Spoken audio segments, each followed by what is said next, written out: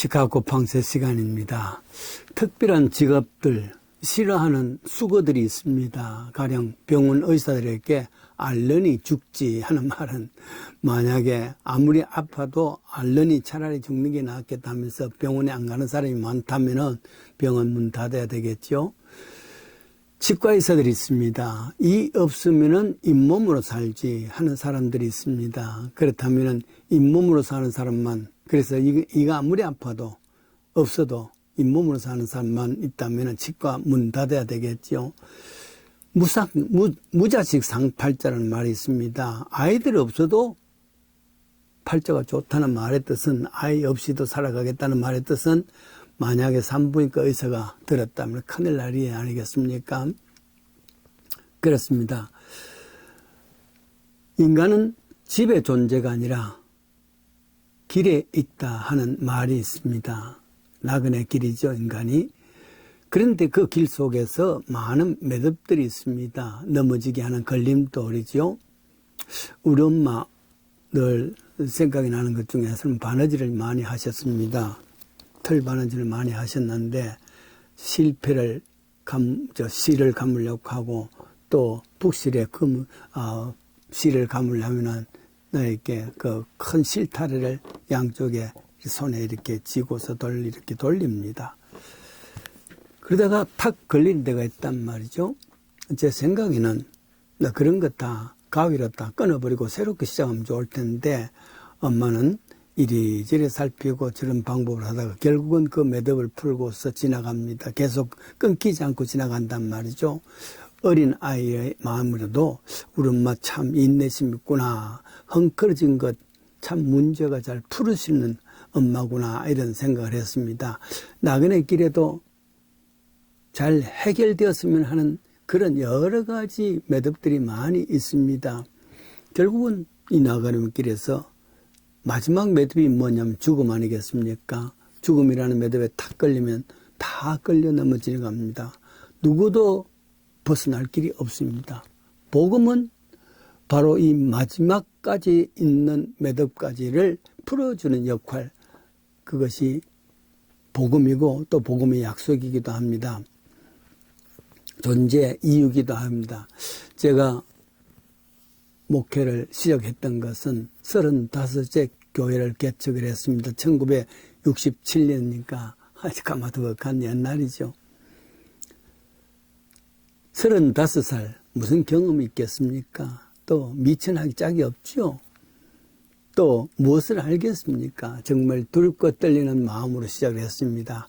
당시에는 시카고 대학원에 다닐 때고 또 공부 중일 뿐만 아니라 파트타임으로 일도 하고 있었습니다. 물론 한국에서 신학교를 하고 목사 안수까지 받아서 왔지만 여기서 다시 시작했습니다. 공도리 생활도 하면서 학교도 다니면서 또 교회 개척을 해야 됩니다. 당시로서는 많은 이민자들이 많이 몰려올 때이기도 합니다. 그 당시에 한국 사회에 믿는 자의 아마 퍼센트는 한 5% 정도 됐을까요? 대부분 믿지 않는 사람입니다. 지금이야 거의 30% 우리 선배들이 열심으로 정말 목회를 하고 또 전도를 해서 30% 가까이 이렇게 됐지 않습니까? 그 당시에는 5%밖에 안 되니까 대부분 다 오는 사람들 믿지 않는 사람들입니다. 설교도 그래서 그 눈높이에 맞춰야 된답니다.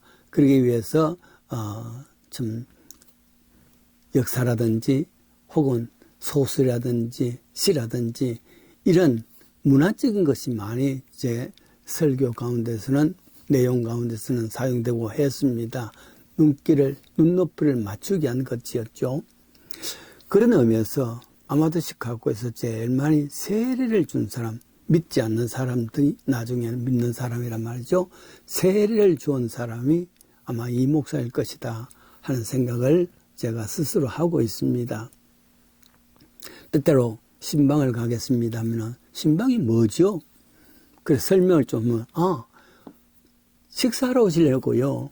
이런 말도 합니다. 어느 날 신방을 갔습니다. 가면은 제일 먼저 하는 말 중에 하나가 예배를 봐야 되니까 혹시 좋아하는 찬송, 아는 찬송이 있습니까? 하면 깜깜합니다. 모릅니다. 아는 거 없는데요. 그러면서 어떤 사람 하는 말입니다. 저는 찬송가 하나도 모릅니다. 그런데 우리 집 앞에 지나가는 길이 엘레머스트 길인데 그 길이 넘버가 83입니다. 그러니까 찬송가 83장 합시다. 그렇게 이야기를 한 것입니다. 83장, 1970년대에 나온 찬송가 83장을 찾아보세요. 고요한 밤, 거룩한 밤입니다. 6월에 신방을 갔는데 그때 6월에 찬송가로 고요한 밤, 거룩한 밤을 같이 불렀지요. 6월의 크리스마스였습니다. 그렇게 눈높이를 낮추었습니다. 아이들이 수영을 할 때 어른이 할 수 있는 깊은 곳에 수영을 하려고 아이를 그곳으로 불러오면 빠져 죽습니다. 아이는 아이의 수준에 맞게 저 찰랑거리는 그저 한 무릎 정도로 올 수 있는 곳에서 아이들이 거기서 물놀이 하면서 차츰차츰 물놀이를 배워서 헤엄을 치는 것을 배워서 점점 깊은 데서 나중에는 어른들이 있는 곳까지 올 수 있도록 키워가는 겁니다. 목회도 저는 그렇게 생각했습니다.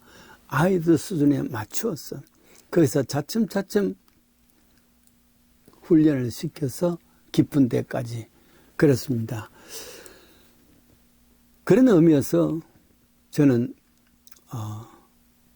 많은 사람들을 훈련시켜서 곳곳에 흩어져 있는 사람들 그를 통해서 시카고 많이 변화될 수 있다. 이런 자부심을 갖고 있습니다. 결국은 나중에 스스로 헤엄칠 수 있는 곳까지 그 눈높이를 높여졌으니까 말이죠. 오래전 이야기입니다. 아프리카에서 선교하던 선교사 한 분이 한국을 찾아왔습니다. 그 당시만 하더라도 한국에 한번 온다면 거의 열흘, 2주간이 필요로 했습니다.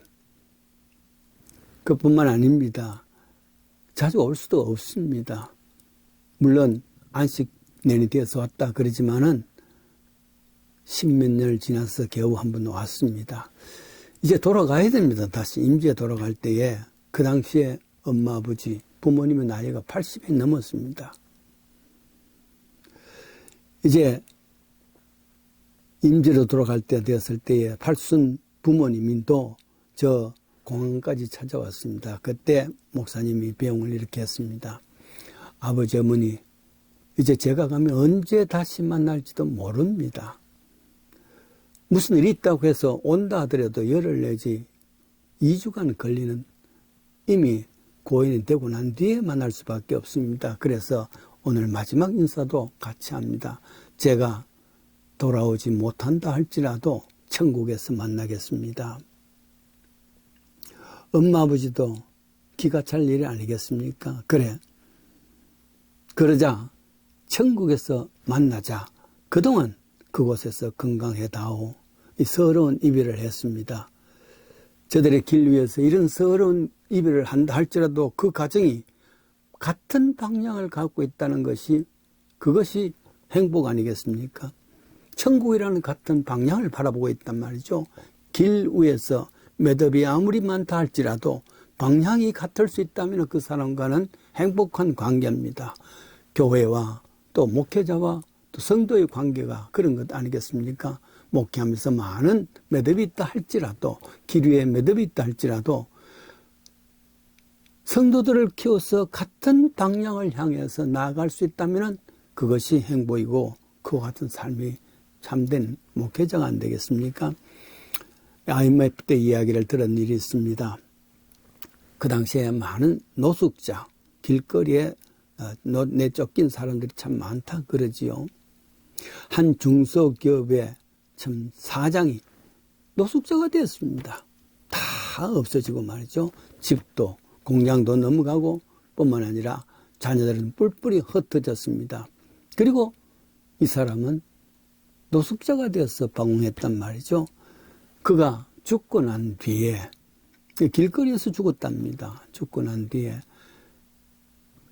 그가 갖고 있던 남긴 글이 있습니다.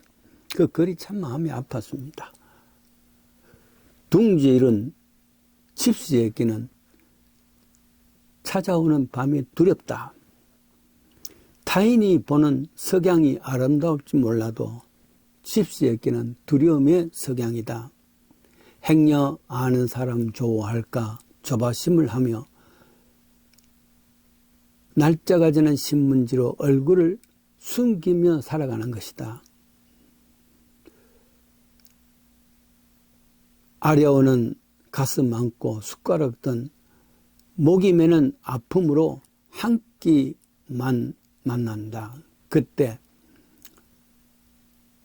무슨 일이 있어도 다른 사람이 주는 밥은 얻어 먹지 않겠다 했던 마음도 며칠간 굶고 나니까 사그리지 없어졌다. 교만도 자랑도 버리고 다시 걸어가야 되겠다. 사회면 기사가 마음이 찢었습니다. 어쩌면 이 사람도 큰 매듭을 기루에서